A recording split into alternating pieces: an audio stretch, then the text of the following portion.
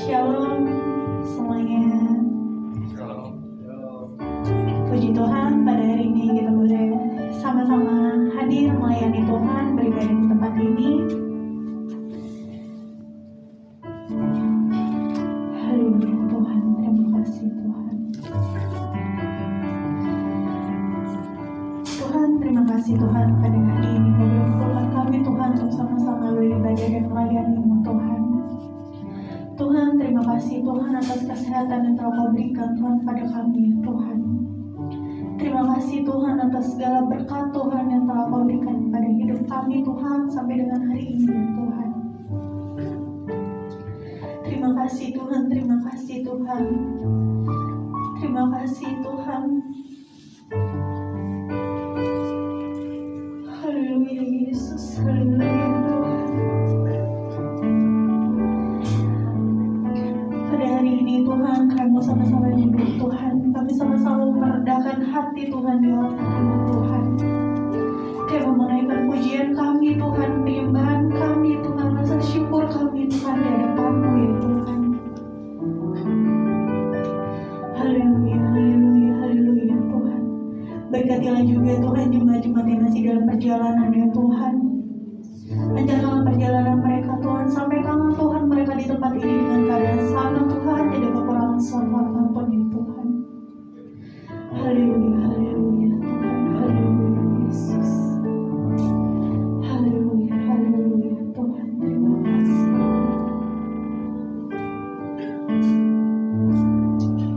Terima kasih Yesus, terima kasih Tuhan.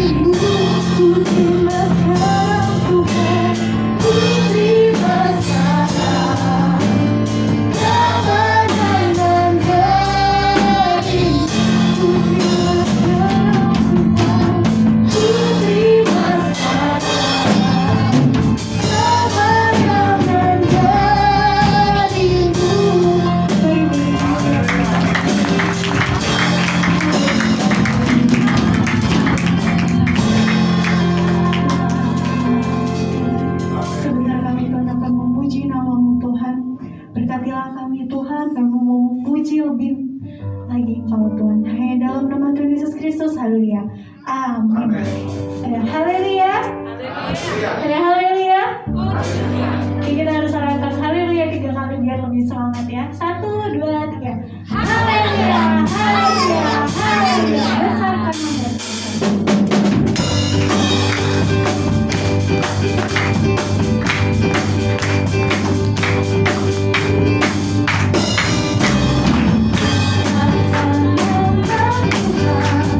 Puji dia.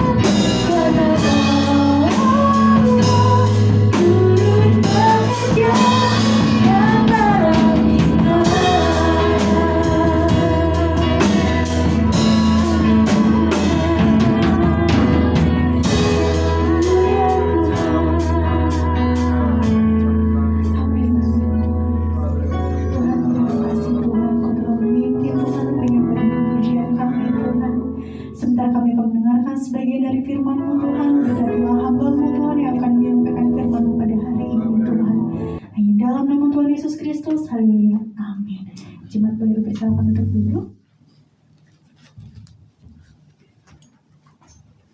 Shalom semuanya. Ya, puji Tuhan. Apa yang mungkin masih bisa di atas kali kalau oke, biar kamu naik ya. Gak apa-apa.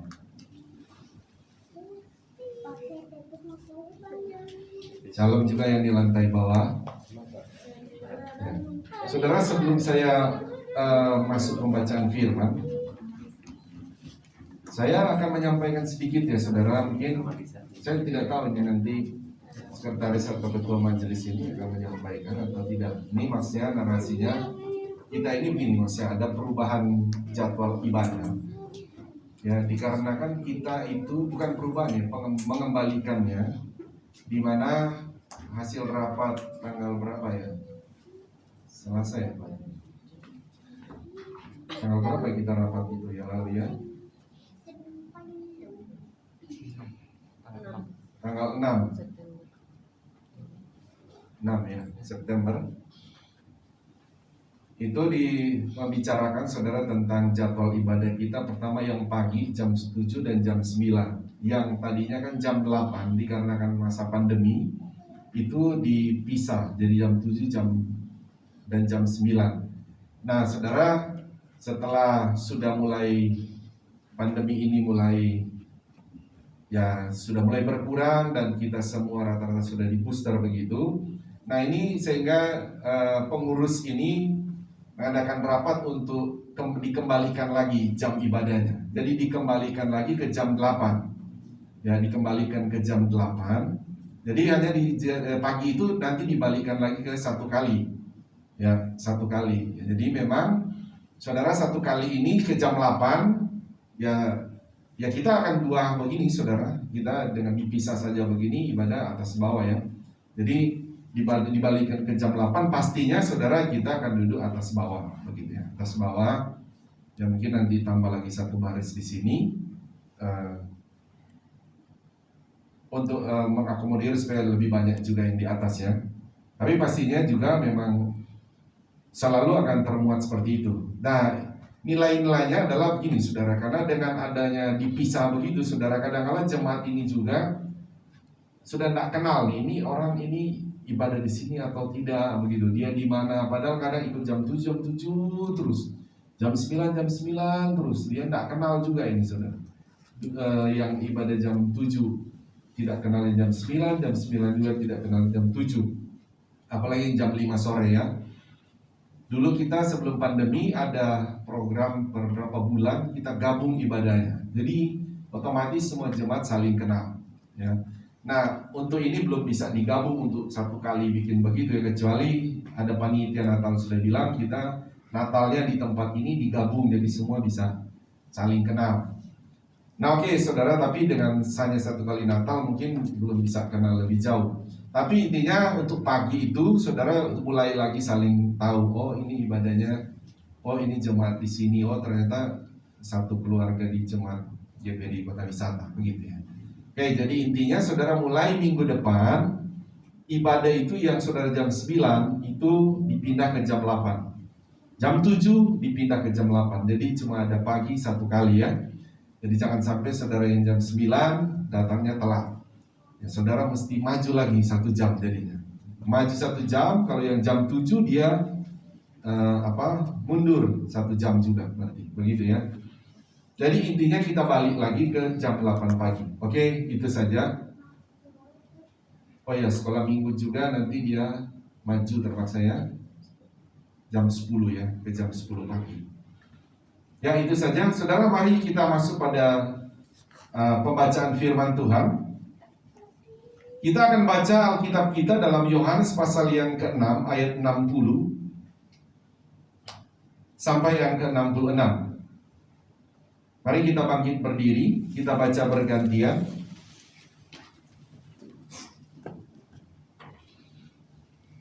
Murid-murid yang mengundurkan diri di Galilea, ayat 60 atau genap saya ganjil saudara ya. Sesudah mendengar semuanya itu, Semuanya itu saudara boleh baca di ayat 59 ke bawah ya, tentang Yesus adalah Mesias. Dan dia berkata dia adalah Allah. Dan banyak orang Yahudi khususnya Farisi itu menentang dan banyak marah kepada Yesus dan pengikut Yesus. Sesudah mendengar semuanya itu, banyak dari murid-murid Yesus yang berkata, perkataan ini keras, siapakah yang sanggup mendengarkannya?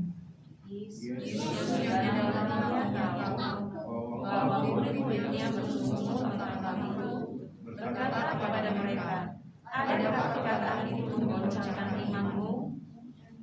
Dan bagaimanakah jikalau kamu melihat anak manusia naik ke tempat di mana ia sebelumnya berada? Rohlah yang memberi hidup, daging sama sekali tidak berguna. Perkataan-perkataan yang kukatakan kepadamu adalah roh dan hidup. Tetapi di antaramu ada yang tidak percaya. Sebab Yesus tahu dari semula siapa yang tidak percaya dan siapa yang akan menyerahkan dia. Lalu dia berkata, sebab itu telah kukatakan kepadamu, tidak ada seorang pun datang kepadaku, kalau Bapa tidak mengambilkannya kepadanya. Ayat 66 bersama-sama, 1, 2, 3. Mulai dari waktu itu, banyak murid-muridnya mengundurkan diri dan tidak lagi mengikut dia. Amin. Tuhan Yesus berkati, silakan duduk kembali. Pagi hari ini saudara, kita masih dalam topik iman saudara. Dan kita telah berbicara saudara, iman itu adalah percaya, iman itu adalah membenarkan, atau iman itu mengamini.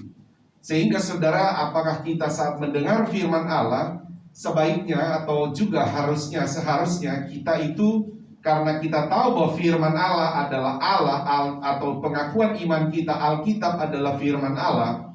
Saudara, posisi iman kita sebetulnya ketika mendengar firman Allah, kita harus berkata, saya percaya, saya mengamini, atau saya membenarkan. Jadi kebanyakan saudara orang memakai itu sebetulnya dia namanya mengamini, amin, amin.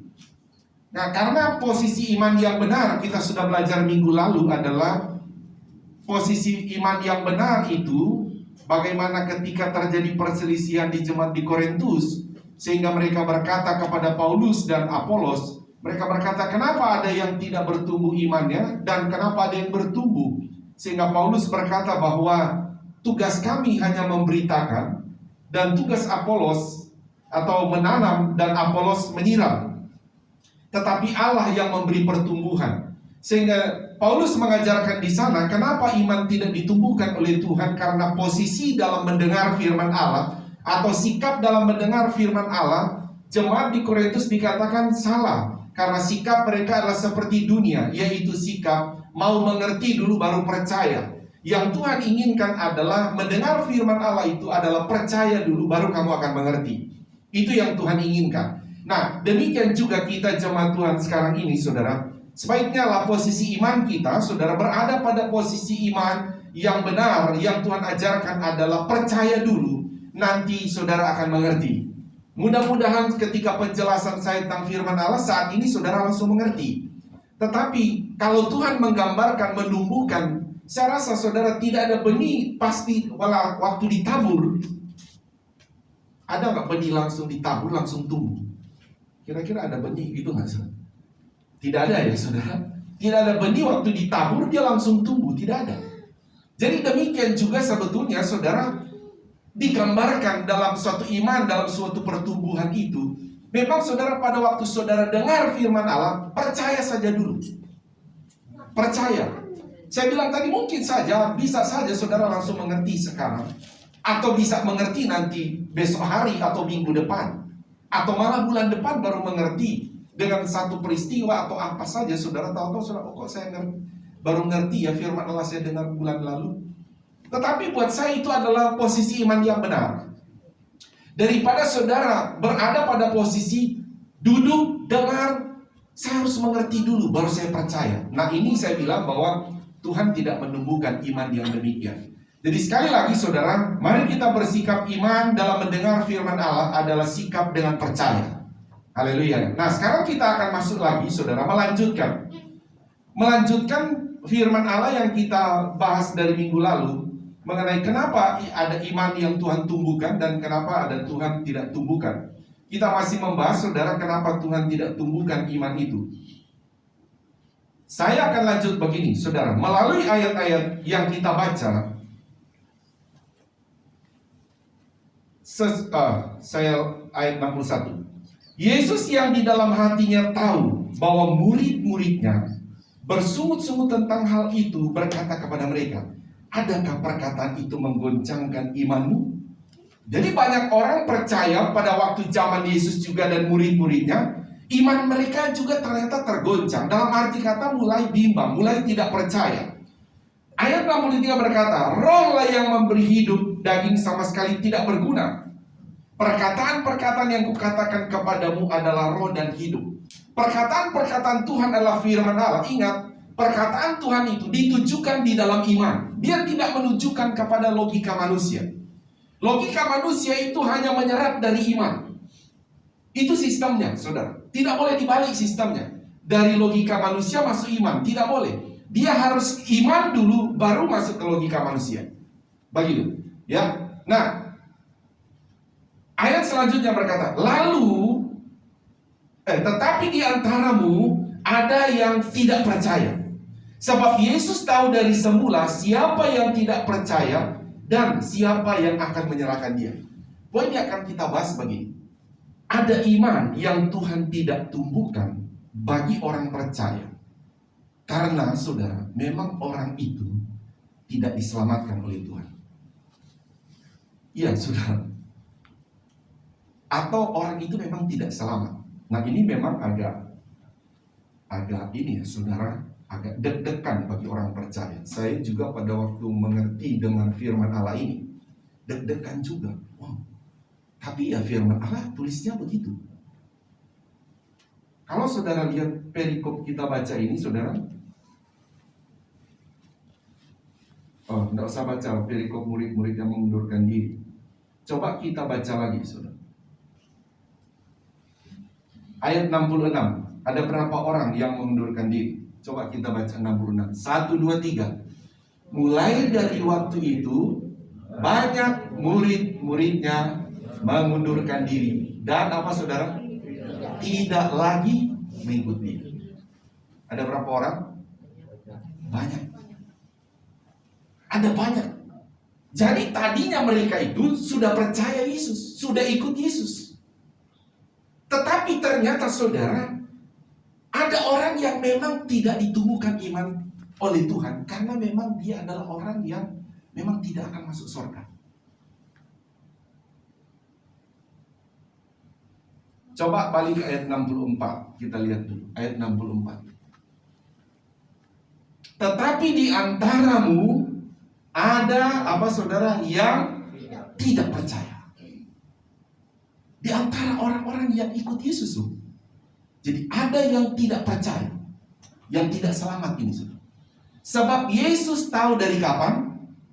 Semula. Semula itu kapan? Semula, sebelum Yesus datang ke muka bumi sebagai manusia. Jadi dia sudah tahu dari semula. Saya kasih gambaran begini buat saudara. Saya juga mungkin pernah memberikan keterangan ini. Sebelum manusia diciptakan dari Adam dan Hawa, jadi belum ada manusia ya. Yesus sudah ada dari semula kan? Pribadi Bapa, Anak, Roh Kudus sudah ada. Dari semula dia sudah tahu. Jadi dia sudah tahu berapa orang yang akan lahir di muka bumi ini. Seandainya, saya beri contoh, seandainya bahwa orang yang akan terlahir di muka bumi ini, dari Adam sampai Tuhan Yesus datang kedua kali, bumi ini selesai. Seandainya 1 miliar orang. Tuhan sudah lihat. Ini sebelum dia menciptakan manusia, dia sudah lihat. Oh, nanti akan manusia itu akan ada sekitar 1 miliar. Dari 1 miliar itu, Tuhan sudah lihat. Cuma ada 1 juta orang yang masuk surga. Dari 1 miliar itu, sebelum saya masuk ke 1 juta orang, mungkin dia berkata, ada 10 juta orang yang percaya kepada Yesus. Itu dulu yang kedua. Jadi, seandainya ada 1 miliar orang di muka bumi, Baru yang kedua, ada 10 juta orang yang percaya kepada Yesus. Tuhan sudah lihat itu. Tetapi yang nanti masuk surga, istilah kata imannya yang terus menerus sampai Tuhan Yesus datang kedua kali, Tuhan sudah lihat cuma ada 1 juta orang. Bisa paham saudara? Jadi Tuhan lihat cuma ada 1 juta orang. Sehingga saudara, yang 10 juta ini ternyata ada orang yang percaya tapi tidak selamat. Bisa paham saudara? Tapi saya percaya kita masuk dalam ilustrasi 1 juta orang. Amin saudara. Yang percaya terus menerus sampai Tuhan Yesus datang kembali. Nah, sehingga dia berkata ayat 64, tetapi di antaramu ada yang tidak percaya. Sebab Yesus tahu dari semula siapa yang tidak percaya. Jadi dia sudah tahu dari semula siapa yang tidak percaya dalam konteks selamat dan siapa yang akan menyerahkan dia.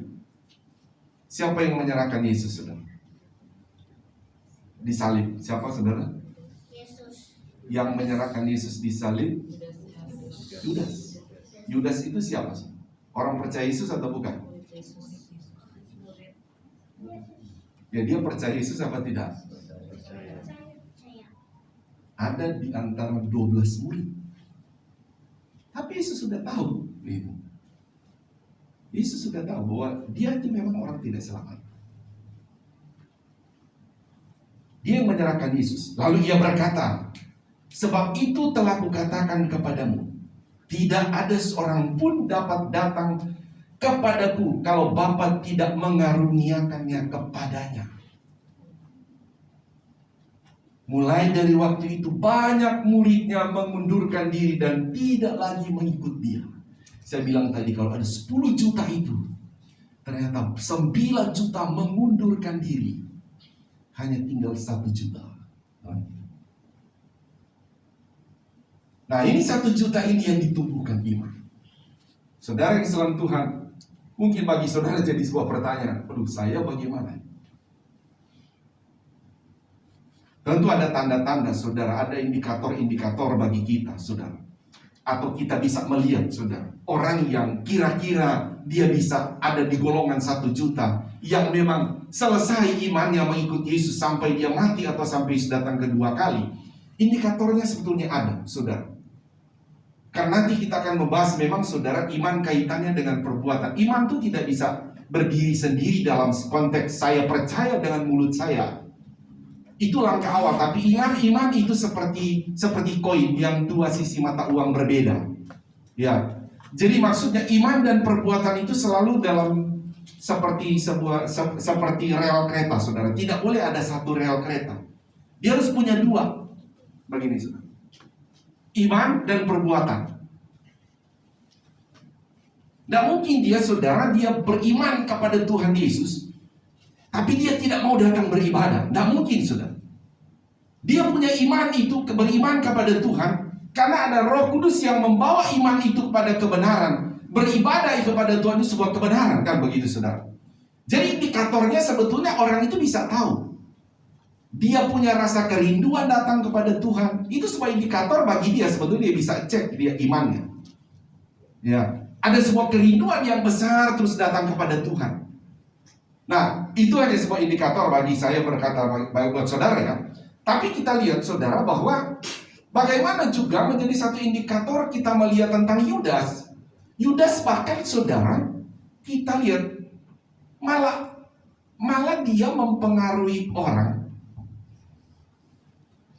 Ada seorang perempuan ketika membawa minyak dalam buli-bulinya, terus kan dipecahkan begitu ya, dibawa ke Tuhan Yesus mau dikasih dalam minyak Yesus ya. Terus Yudas bilang apa begini, saudara? Wah, mendingan jual aja itu, kasih saya, nanti saya bagikan ke orang miskin. Baik nggak itu, saudara? Perkataan Yudas itu kira-kira baik apa tidak, saudara? Baik, saudara. Baik. Tetapi itu baik, tapi menyesatkan. Jadi malah dia bilang, uang itu Lebih baik kasih ke orang miskin. Itu menyesatkan iman sebetulnya, saudara. Saya pernah juga berapa kali bilang. Makanya ada orang yang kadang-kadang dia berkata, udahlah, kamu punya uang nggak usah kasih ke gereja, persepuluhan kamu nggak usah kasih ke gereja, kasih aja ke orang miskin. Nah gitu saudara. Itu saudara, kalau orang nggak peka tentang firman Allah, dia akan berkata, benar juga ya, baik juga itu. Nggak usah bawa ke gereja persepuluhan kamu, nanti kasih ke saya aja, nanti saya bagi-bagi. Banyak di kampung kamu tuh miskin, malah itu lebih baik. Nah ini indikator Yudas sebetulnya saudara, indikator Yudas yang menyesatkan. Nah orang-orang demikian kelihatannya saudara baik, kelihatannya percaya kepada Yesus, tapi sebetulnya Tuhan tidak tumbuhkan imannya. Tuhan tidak tumbuhkan iman. Tuhan sudah lihat memang kamu itu memang tidak akan masuk surga. Dan memang agak ngeri saudara ini ya, keras katanya firman Allah. Makanya mulai dari saat itu banyak yang mengundurkan diri. Nah jadi kalau kita lihat Tuhan tidak menumbuhkan saudara, Yudas imannya Tuhan tidak tumbuhkan karena seperti itu saudara. Bahkan justru mempengaruhi orang yang melayani Tuhan, bahkan membawa minyak dalam buli-bulinya kepada Tuhan, malah dia pengaruhi orang lain itu. Orang yang malah bawa persembahan sudah benar kepada Tuhan, malah dia pengaruhi untuk jangan bawa yang benar.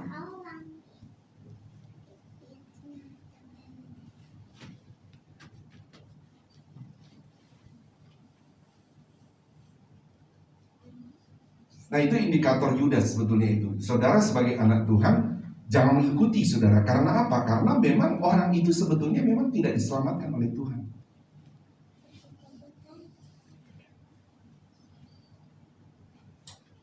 Ayat selanjutnya berkata begini. Coba Yohanes 3 ayat 18. Yohanes 3 ayat 18. Mari kita baca. 1, 2, 3. Barang siapa percaya kepadanya, ia tidak akan dihukum. Barang siapa tidak percaya, ia telah berada di bawah hukuman. Sebab ia tidak percaya dalam nama anak tunggal Allah.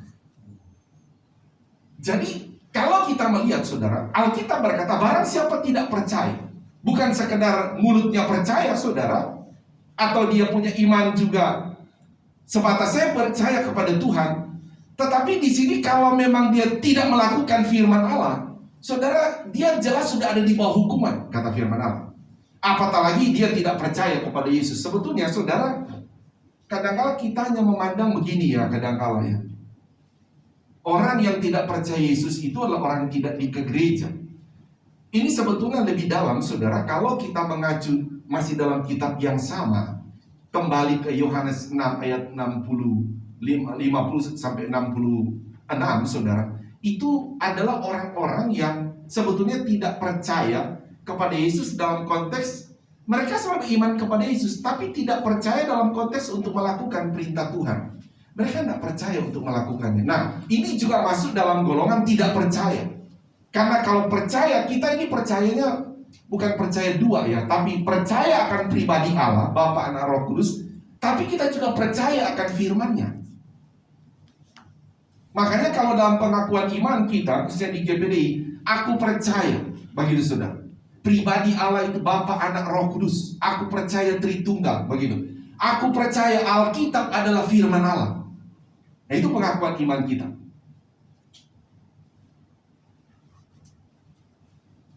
Nah, saya lanjut lagi begini, saudara. Coba kita baca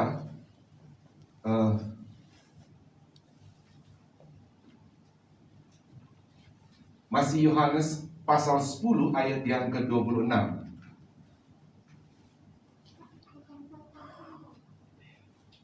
Yohanes 10 ayat 26. Mari kita baca 1, 2, 3. Tetapi kamu tidak percaya. Karena apa saudara? Kamu tidak termasuk apa? Domba-dombaku.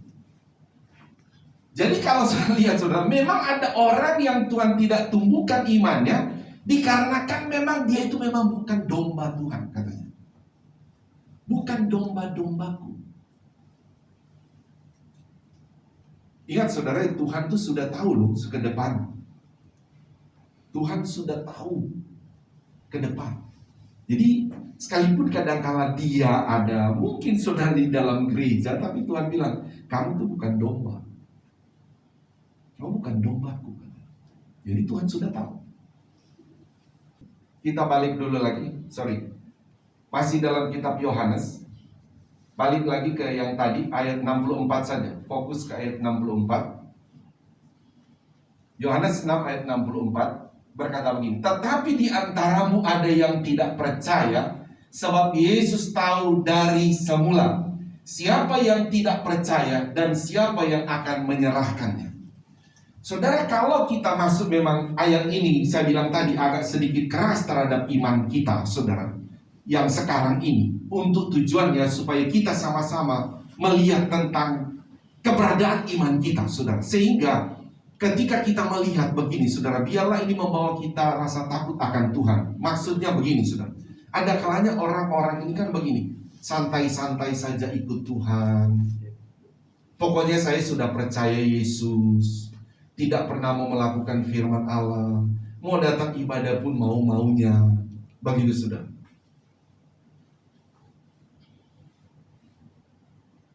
Biarlah kebenaran firman Allah ini datang mengoreksi iman kita, untuk mengecek, begitu, saudara.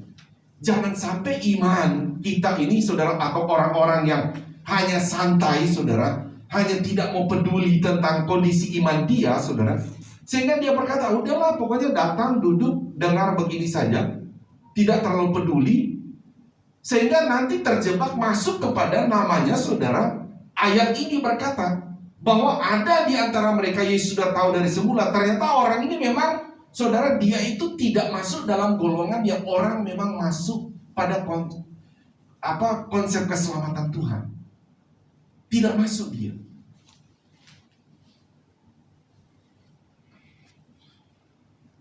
Sehingga kita melihat, kenapa Tuhan tidak tumbuhkan, kenapa Tuhan tidak tumbuhkan orang ini.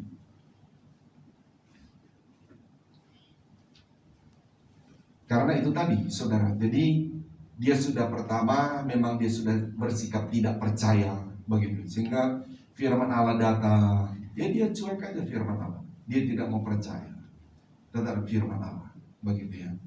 Nah, seperti juga Yudas, begitu. Dia sebenarnya Yudas itu berarti memang dia cuma ikut-ikut saja, begitu. Dia tidak percaya sungguh-sungguh. Karena kalau orang percaya sungguh-sungguh itu ya dia akan mempengaruhi orang untuk lakukan firman Allah. Tapi kalau Yudas ini kan sebaliknya, mempengaruhi orang malah tidak melakukan firman Allah. Bahkan dia mempengaruhi orang, saya bilang tadi, justru dia pengaruhi orang yang benar datang pada Tuhan, benar datang bawa persembahan pada Tuhan, malah dia pengaruhi untuk datang kepada dia. Malah mungkin karena dia punya entah apa, saudara, dia punya keinginan, begitu, saudara, supaya ayo bawa sini saja. Ngapain bawa kepada Tuhan? Biar saya kelola saja, saya bisa kasih ke orang-orang miskin. Ya kamu kasih. Nah itu, saudara, kalau ada orang mempengaruhi saudara begitu, saudara langsung ingat firman Allah. Ini indikatornya roh Yudas nih. Bisa-bisa dia orang tidak selamat, pengaruhi saudara supaya tidak selamat. Kayak begitu, saudara. Oh, saya sudah berapa kali alami, saudara. Saya berapa kali alami. Saya baru bilang mungkin lalu juga ya. Ya mungkin kalau hitung bulan, baru bulan lalu lagi saya. Orang-orang malah selamat mempengaruhi saya. Udah enggak usah kasih persetujuan ke organisasi. Enggak usah kasih di sana. Udah kita pakai aja, kita kasih bagi-bagi sendiri. Malah mereka akan puji kita. Enggak usah kasih di sana. Saya langsung, karena saya mengerti firman Allah. Ya, di situ saya, oh gitu. Saya pulang, saya cerita lain pada gembala. Ini ciri-ciri Yudas ya. Orang ini ciri-ciri Yudas, pengaruhi kita. Saya tidak melakukan. Karena ya bisa saja orang itu, saya pikir jangan-jangan kamu orang memang tidak akan masuk surga. Cuma kelihatan sekarang aja orang percaya. Tapi mungkin dia orang tidak akan selamat.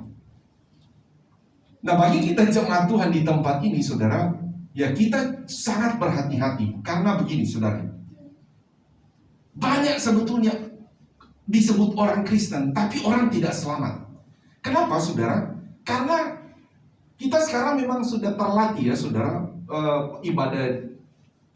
ibadah online, kita dari situ hanya ngerti semua, dan kita bisa melihat begitu banyak sekali pembicara.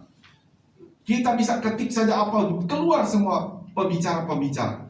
Tapi ingat saudara, di YouTube itu saya sendiri bisa melihat, saya sendiri bisa tahu.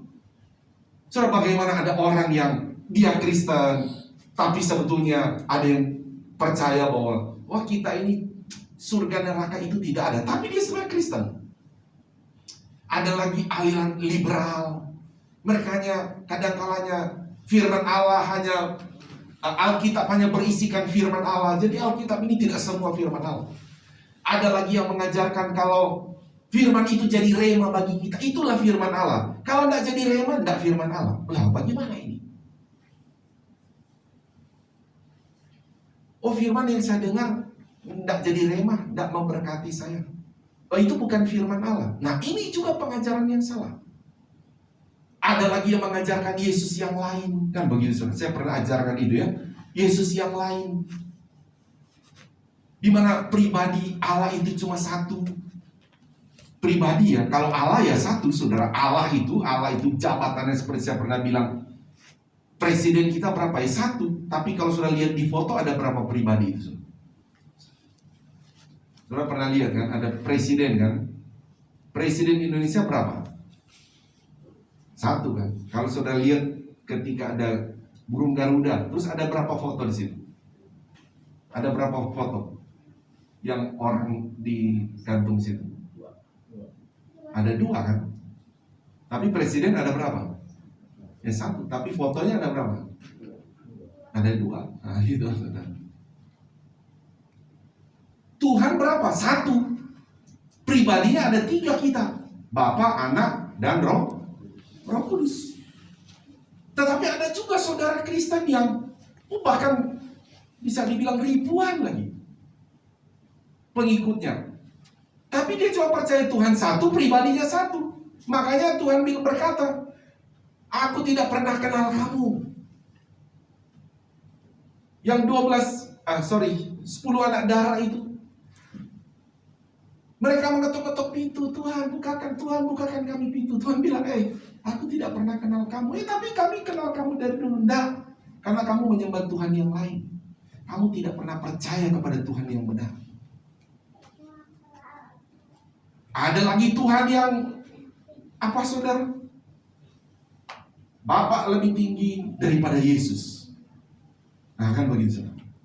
Nah ini lagi, pokoknya iman ini, saudara, saya katakan bahwa begitu diserang terus iman itu, saudara. Sehingga saudara kita melihat bahwa kenapa ya ada orang-orang begini. Ya memang Tuhan sudah bilang, memang ada penyesatan, dan sekalipun mereka itu percaya Yesus, sekalipun mereka ikut Tuhan, tapi Tuhan bilang, tapi mereka itu memang tidak diselamatkan. Sama dengan kita baca dalam Yohanes 6. Ada Yudas, bahkan itu 12 masuk di dalam 12 murid Yesus. Mau kurang apa lagi? Ya kan, saudara? Di zaman itu banyak sekali orang sudah percaya Yesus, tapi Tuhan sudah bilang, ada banyak di antara mereka memang percaya pada Yesus. Jadi pada waktu kira-kira Yudas ini bersama Yesus, dia percaya Yesus tidak, saudara? Percaya. Tapi Tuhan bilang dia tidak diselamatkan dia itu. Oke, ini sebagai pengetahuan iman bagi kita, saudara. Pengetahuan bagi iman bagi kita. Tapi sebagaimana kita mendengar firman ini, menjadi koreksi iman juga buat kita. Supaya pada dasarnya iman itu, saudara, iman yang kita imani tidak lepas dari, saudara, hanya sekedar kita beriman, tapi ada namanya iman dan perbuatan. Bagaimana saudara yang salam Tuhan bahwa iman ini terus menerus, ya kita harus ikuti apa kata firman Allah. Itu iman yang benar. Nah, oke, saudara, itu pertama kita membahas, saudara, kenapa iman tidak ditumbuhkan. Karena itu firman Allah berkata, karena dia adalah orang yang tidak diselamatkan sekalipun dia percaya. Maksudnya adalah memang orang ini pada akhirnya, atau dengan bahasa lain, orang ini pasti murtad, soalnya sekalipun dia Kristen. Kalau saya tanya saudara, bahkan saudara, baru-baru ini ada lagi di Manado, bahkan pendeta kan, gembala sidang kan saudara. Gembala sidang, akhirnya murtad. Nah itu saudara. Oh iya, ya sebetulnya tapi memang dia itu sebetulnya memang orang tidak selamat, karena dia menganut ajaran yang Pentakostalisme. Dia hanya percaya Tuhan itu, Allah itu satu dan satu pribadi. Nah begitu. Nah makanya Tuhan tidak tumbuhkan, sekalipun dia pendeta, Tuhan tidak tumbuhkan, karena memang imannya salah. Nah pindah dia. Semua orang kaget-kaget, loh kok bisa ya? Kan dia sudah 30 tahun ikut Tuhan Yesus. Jadi memang Tuhan sudah tahu. Jadi ada orang-orang demikian. Tapi kita tentu bagi kita, saudara, kita jemaat Tuhan yang ada saat ini, ya sekali lagi bahwa menjadi sebuah koreksi iman kita, bagaimana kita sekarang ini, saudara, sebagai orang yang percaya kepada Tuhan, sebagai orang yang sudah betul-betul diselamatkan oleh Tuhan, saudara, kalau ikut Tuhan sungguh-sungguh. Amin. Ikut Tuhan sungguh-sungguh. Pengaruhi orang supaya ikut Tuhan sungguh-sungguh. Jangan sampai saudara izinkan kalau ada orang mempengaruhi saudara, malah bukannya dipengaruhi saudara untuk setia kepada Tuhan, bukan pengaruhi berkomitmen dengan Tuhan, tapi malah pengaruhi untuk tidak berkomitmen dengan Tuhan, pengaruhi supaya tidak setia beribadah. Saudara harus melihat ini indikator orang tidak selamat ini. Jangan izinkan itu. Amin saudara. Jangan izinkan. Saudara harus tetap komitmen iman saudara kepada Tuhan Yesus Kristus, bahwa di mana sebagai orang yang percaya kepada Tuhan, memang kita harus terus ikut Tuhan, terus beribadah kepada Tuhan. Oke, itu ya saudara yang kenapa Tuhan tidak tumbuhkan iman orang yang percaya kepada Tuhan Yesus, karena memang orang itu pada akhirnya tidak selamat, sehingga Tuhan tidak tumbuhkan iman dia. Nah saya lanjut lagi begini saudara. Iman tidak ditumbuhkan Tuhan karena tadi dia tidak percaya, saudara, sama sebetulnya ini mirip. Tapi orang ini cenderungnya, saudara, memilih hidup dalam sebuah kekhawatiran. Jadi dia bukan dalam arti kata juga orang ini akhirnya masuk neraka, tidak. Tetapi orang ini dia khawatir, sehingga dia tidak mengalami keajaiban-keajaiban Tuhan. Dia memilih khawatir, sehingga dia tidak mengalami pertolongan Tuhan, janji Tuhan. Coba kita lihat dulu dalam Bilangan pasal 13, saudara. Bilangan pasal 13, di mana iman orang-orang ini tidak ditumbuhkan karena dia memilih khawatir, bukannya memilih untuk percaya kepada Tuhan. Bilangan 13 ayat 27 sampai 33, bergantian ya. Mari bangkit berdiri. Mari bangkit berdiri, lantai bawah juga bangkit berdiri. Saya baca ayat 27 surah ayat 28 sampai 33. Mereka menceritakan kepadanya, kami sudah masuk ke negeri kemana kau suruh kami, dan memang negeri itu berlimpah-limpah susu dan madunya, dan inilah hasilnya. Sayang yang dipilih kuat-kuat, dan kota-kotanya bersuku dan besar. Juga keturunan mereka melengkapi Orang Amalek diam di tanah Negeb, orang Het, orang Yebus, dan orang Amori diam di pegunungan. Orang Kanaan diam sepanjang laut dan sepanjang tepi sungai Yordan. Kemudian Kaleb mencoba menenteramkan hati bangsa itu di hadapan Musa. Katanya, tidak, kita akan maju dan menduduki negeri itu, sebab kita pasti akan mengalahkannya. Ayat 31. Tetapi orang-orang yang pergi ke sana bersama-sama dengan dia berkata, kita tidak dapat maju menyerang bangsa itu karena mereka lebih kuat daripada kita.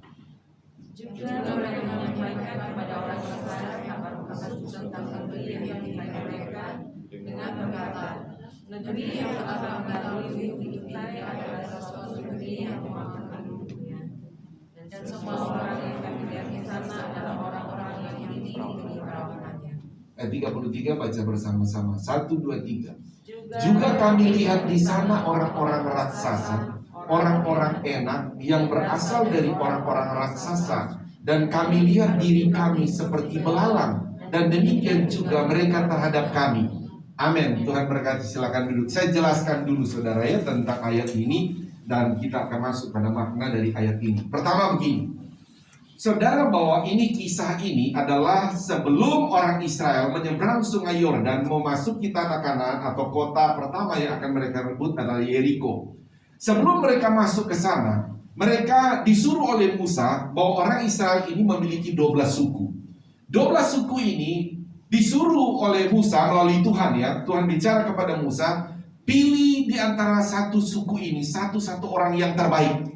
Ambil dari 12 suku ini menjadi 12 orang. Nah, 12 orang ini saudara disuruh mengintai tanah Kanaan.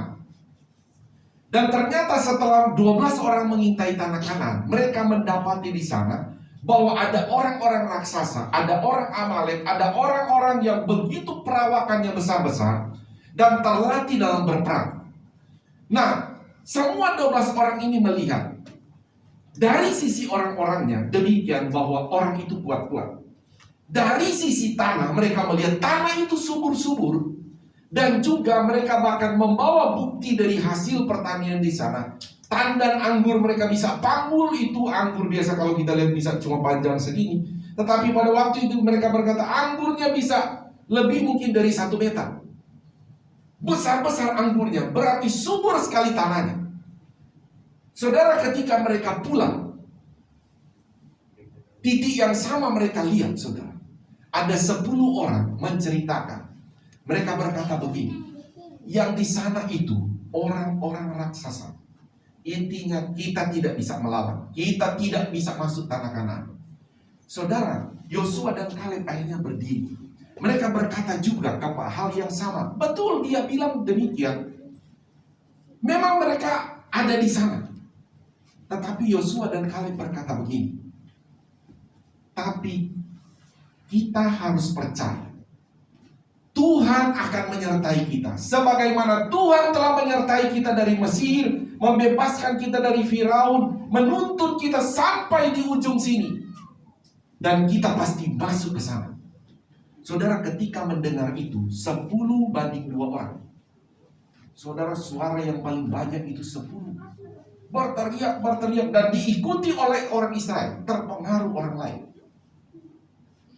terpengaruh, dan mereka berkata, lempari saja Musa itu, lempari saja Yosua dan Kaleb. Dan orang Israel mulai berteriak, lebih baik kita sudah ada di Mesir saja, tidak usah ada di sini, toh sama juga kita akan mati dengan mereka.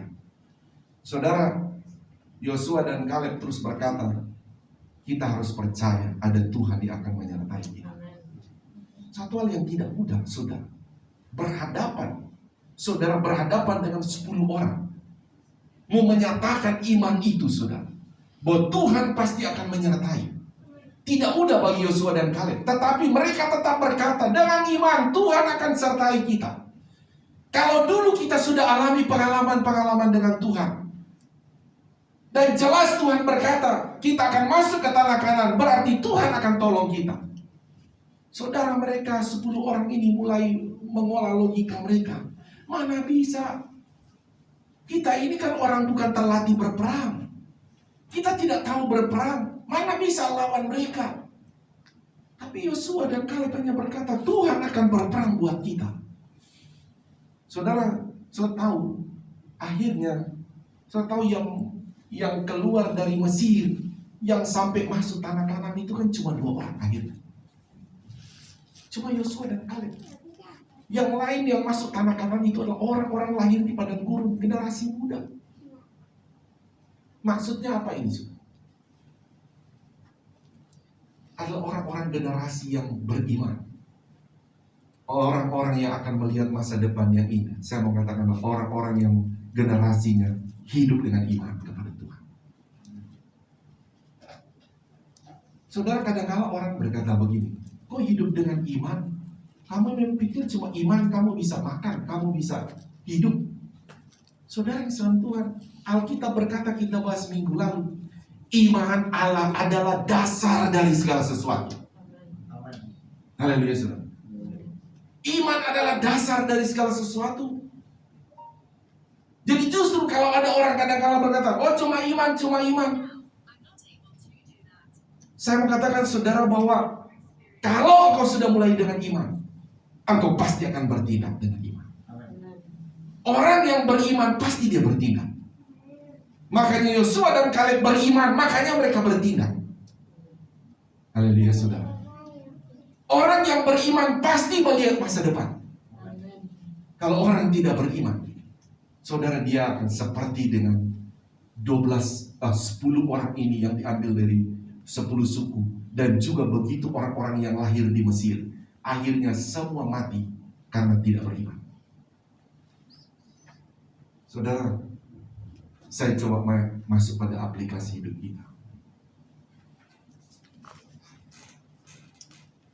Baru-baru ini ketika bensin, bahan bakar naik, rasanya saudara, orang mulai unjuk rasa semua. Bukan semua ya. Maksud saya, ada banyak orang mulai unjuk rasa. Saat masih unjuk rasa. Kenapa saudara? Karena melihat ini sebuah seperti serangan, dia akan mematikan. Semua melihat dengan sebuah ketakutan. Saudara Islam Tuhan, kita sebagai orang percaya, lihat terus ke depan, ada Tuhan bersama dengan kita. Coba saudara pikir jemaat Tuhan. Tapi di sini ada anak-anak mahasiswa, saudara nggak ikut-ikutan unjuk rasa kan ya? Jerry nggak ikutkan ya, File nggak, mahasiswa nggak ikutkan. Jadi tidak boleh sebagai anak Tuhan. Saudara harus percaya Tuhan pasti tolong. Kalau kita cerita, saya masih rasa dulu premium itu 450 rupiah. Saya lupa itu tahun berapa. Tapi dulu premium itu 450 rupiah. Tapi mungkin yang hidup lebih tua dari saya, mungkin dia akan bilang lagi, harga lebih di bawah lagi. Begitu. Tapi saya pernah rasa dulu isi 450 rupiah 1 liter. Kan begitu? Ya, Pak Ben ya. 450 rupiah. Tapi naik ribu. Saudara, toh kan saudara dan saya akhirnya lewati kan. Jadi 1.000 lebih, 1.700, 2.000 lebih, terus. Jadi 4.500. Coba saudara lihat, selalu orang unjuk rasa. Tapi ternyata Tuhan itu memampukan kita. Sekarang dia naik lagi. Memang pada waktu naik, orang kadang-kala, waduh, bagaimana ini? Barang-barang semua naik. Itu memang mungkin menyentuh iman kita. Tapi tidak boleh iman kita, saudara, tinggal atau dicengkram atau dikuasai dengan kekhawatiran. Haleluya, saudara. Jadi bagaimana caranya? Saudara, iman kita adalah beriman kepada Tuhan. Kenapa kita berkata, kenapa saya percaya Tuhan akan tolong? Kenapa saya percaya masa depan indah dalam Tuhan? Kenapa saya percaya Tuhan akan mengadakan tidak ada menjadi ada? Karena kita percaya pada Tuhan. Amin, saudara. Pemilik alam semesta siapa, saudara? Ya Tuhan. Haleluya, saudara. Kalau iman kita mulai lemah, sumber iman adalah firman Allah. Harus baca firman Allah atau dengar lagi firman Allah.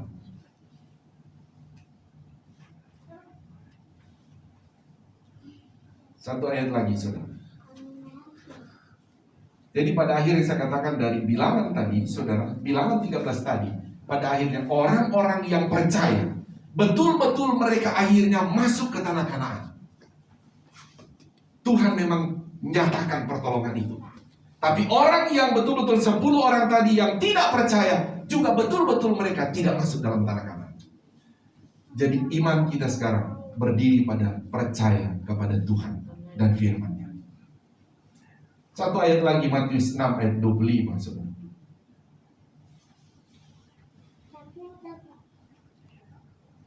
Matius 6 ayat 25. Mari kita baca sama-sama. 1, 2, 3.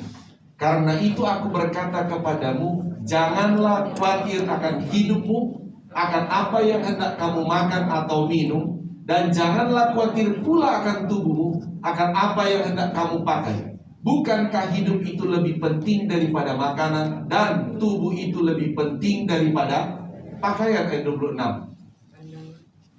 Pandanglah burung-burung di langit yang tidak menabur dan tidak menuai dan tidak mengumpulkan bekal dalam lumbung, namun diberi makan oleh Bapamu yang di sorga. Bukankah kamu jauh melebihi burung-burung itu? Amin. Burung-burung itu tidak beriman kepada Tuhan. Haleluya, saudara. Tapi kita beriman kepada Tuhan. Makanya Alkitab berkata, jangan khawatir. Kalau orang yang saudara tinggal terus memilih dalam kekhawatiran, saudara, Tuhan tidak mau tumbuhkan iman orang. Tapi ketika kita saudara mengalami persoalan, masalah, melihat kondisi dunia sekarang ini, lihat terus dengan iman. Bilang percaya Tuhan, Engkau pasti tolong kami. Harus demikian saudara. Tuhan, kami percaya Engkau pasti tolong. Kondisi ekonomi semakin sulit sekarang. Tapi bukankah firman Allah berkata, tapi orangku yang benar akan hidup oleh iman. Sekarang bagaimana hidup kita? Mau pilih hidup dengan iman kepada Tuhan, atau mau pilih khawatir? Pilihlah hidup dengan iman kepada Tuhan. Jangan kamu khawatir. Tuhan bilang burung-burung saja di udara itu tidak beriman pada Tuhan, Tuhan pelihara kalau makanan. Ya kan saudara? Apatah lagi orang beriman kepada Tuhan. Tuhan pasti pelihara. Satu ayat terakhir, 1 Petrus 5 ayat 7. 1 Petrus 5 ayat 7.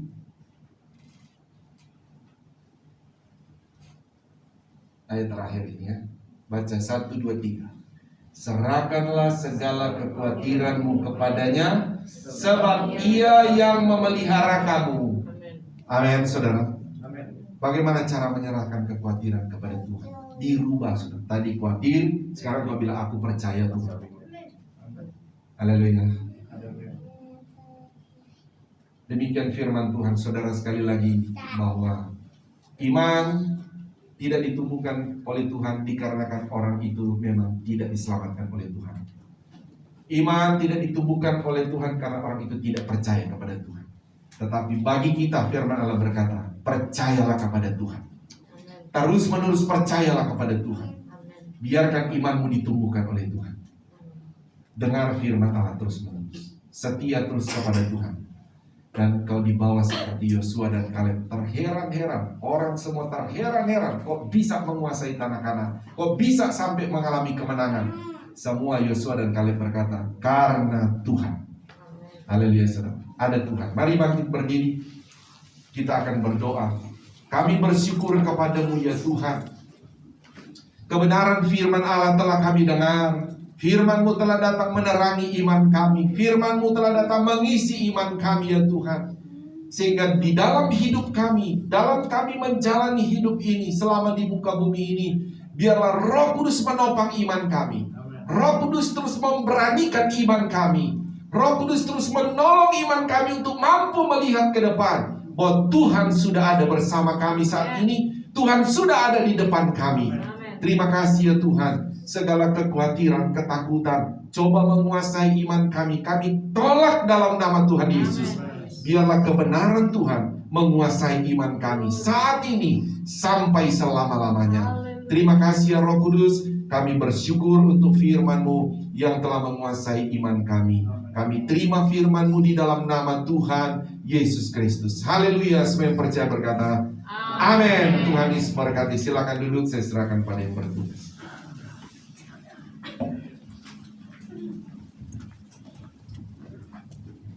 Puji Tuhan, semua sudah diberkati dengan firman Tuhan, amin. Dan terima kasih juga untuk yang bertugas pada hari ini dari WL, singer, pemain musik, tim multimedia, dan tim protokol kesehatan. Dan terima kasih juga untuk setiap jemaat yang telah hadir, sama-sama kita melayani Tuhan di tempat ini. Dan untuk persembahan operasional dapat ditransfer ke rekening BCA 12814558872 atas nama Bapak Dedi Chandra Dinata. Lalu untuk persembahan pembangunan atau pembelian ruko kedua dapat ditransfer ke rekening BCA Digital 00093726139 atau kode banknya 501 atas nama Bapak Aditya Sumirat. Lalu untuk persembahan persepuluhan dapat ditransfer ke rekening BCA 740051654 atas nama Bapak Yanca Manorek. Dan bagi jemaat yang telah memberikan korban persepuluhan dapat menghubungi Bapak atau Ibu Gembala untuk didoakan. Lalu untuk persembahan sekolah minggu dapat ditransfer ke rekening BCA 572542670 atas nama Ibu Ida Agustin Supriyatna. Dan untuk hari Senin ada ada doa puasa mingguan GPDI Kota Wisata. Dan untuk hari Rabu itu komsel diadakan di Pasar Minggu atau di kediaman keluarga Bapak Akyon pukul 19.30. Bagi jemaat nanti yang mau ikut boleh mendaftar ke Ibu Gembala. Jadi nanti untuk akomodasi penjemputannya nanti bisa diatur. Lalu untuk hari Jumatnya ada ibadah Pelprip dan WSP pukul 19. Dan untuk hari Sabtu jam 7 sampai 8 ada doa pagi. Jadi boleh nih jemaat sebelum melakukan aktivitas paginya kita doa pagi dulu di gereja bareng-bareng. Dan untuk Sabtunya, Sabtu sore pukul 18.15 ada ibadah pemuda dan remaja atau YMB. Dan untuk minggu depan seperti yang tadi Pak Gembala sampaikan, mulai minggu depan ibadah dilakukan seperti semula. Hanya ada ibadah 1 dan 2. Jadi ibadah pagi dan sore saja jam 8 di gereja dan 5 sore di gereja secara online dan onsite. Dan untuk jam 10-nya setelah ibadah raya pertama itu ada ibadah anak-anak sekolah minggu. Mungkin ada tambahan pengumuman dari Bapak Gembala? Tidak ada. Mari semuanya untuk bangkit berdiri, kita sama-sama akhiri ibadah kita pada hari ini. Nanti dengan kasih Kristus, Ibu Gembala pimpin dalam doa.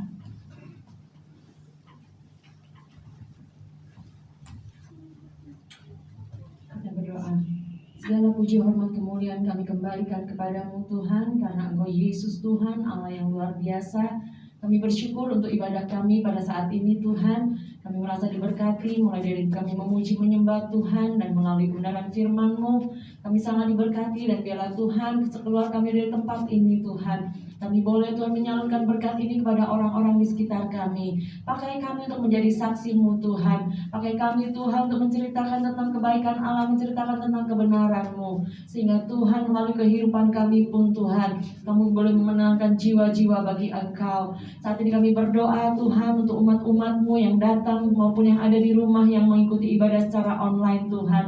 Apapun bentuk pergumulan, persoalan yang dihadapi, kami hanya berseru kepadamu karena kami tahu Yesus Tuhan, Engkaulah satu-satunya jawaban bagi kami. Oleh karenanya Tuhan, ajar kami untuk tetap percaya penuh kepadamu, mempercayakan hidup kami kepadamu Tuhan, menyerahkan Tuhan segala kekhawatiran kami, segala perkara ke dalam tangan-Mu, karena Engkaulah Yesus Tuhan, Allah yang sanggup menolong kami, Allah yang senantiasa ada bersama dengan kami. Engkau senantiasa menyertai kami dalam keadaan apapun juga. Engkau tidak pernah meninggalkan kami. Oleh karenanya Tuhan, biar kami terus bergantung kepadamu Tuhan.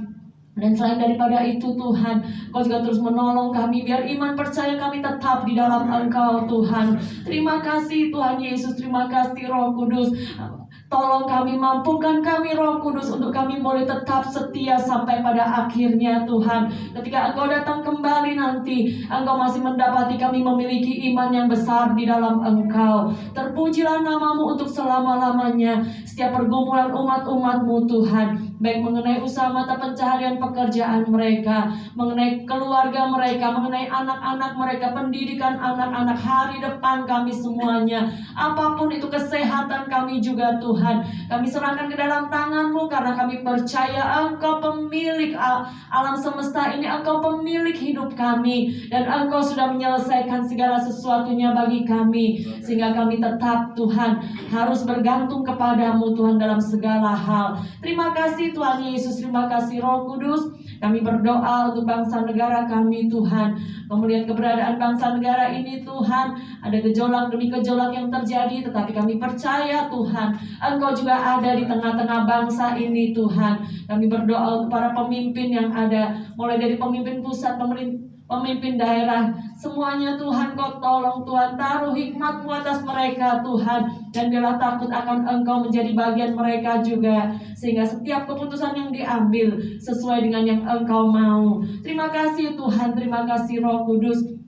Sebentar kami akan pulang ke rumah kami masing-masing. Tutup bungkus kami dengan kuasa darah Yesus. Perjalanan kami dari tempat ini menuju ke rumah kami masing-masing, bahkan kegiatan kami sepanjang minggu yang akan datang Tuhan, kami serahkan ke dalam tangan-Mu. Terus taruh kerinduan bagi umat-umat-Mu Tuhan, untuk senantiasa mengikuti ibadah-ibadah yang diadakan Tuhan, sehingga Tuhan benar-benar iman kami bertumbuh dengan kuat di dalam Engkau. Terima kasih Tuhan Yesus, terima kasih Roh Kudus. Kami serahkan seluruh kehidupan kami ke dalam tangan-Mu, dan biarlah Tuhan kami akan menerima berkat yang daripada-Mu. Ya, mari kita angkat kedua belah tangan kita. Haleluya, haleluya. Inilah kami anak-anak-Mu ya Bapa di sorga. Mengangkat tangan kami kepadamu adalah terus pengakuan iman kami bahwa keselamatan hanya ada di dalam nama Tuhan Yesus Kristus. Engkau juga menjadi sumber segala sumber berkat bagi kami semua. Mohon memberkati kami semua dengan berkat-berkat rohani yang luar biasa. Juga berkatilah kami dengan berkat-berkat jasmani secara luar biasa. Akhirnya saudaraku, terimalah berkat daripada Allah Bapa, cinta kasih sayang daripada Tuhan Yesus Kristus, penghiburan, persekutuan, kuat kuasa, urapan-urapan baru dari Roh Kudus memenuhi iman kita, memberkati kita semua saat ini sampai Maranatha. Tuhan Yesus Kristus datang kembali menjemput kita semua. Taruh tangan di dada, naikkan pujian ini.